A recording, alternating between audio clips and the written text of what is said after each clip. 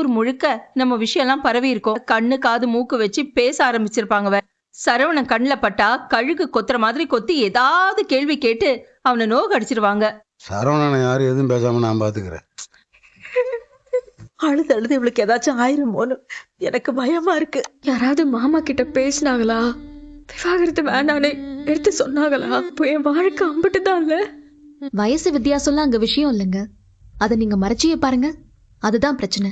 வேணும்லாம் எதையும் மறைக்கல, எங்க நேரம் அப்படி.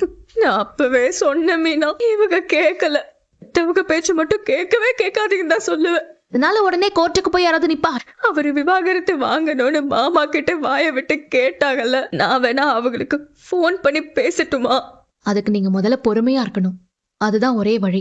கொஞ்ச நாளைக்கு நீங்க அமைதியா இருங்க, அவங்கள தனியா விடு. எப்பயாவது நான் போன் பண்ணா கொஞ்சம் எடுத்து பேசுன. அந்த நகவசியத்தை பத்தி வெளியே சொல்லிடாதீய.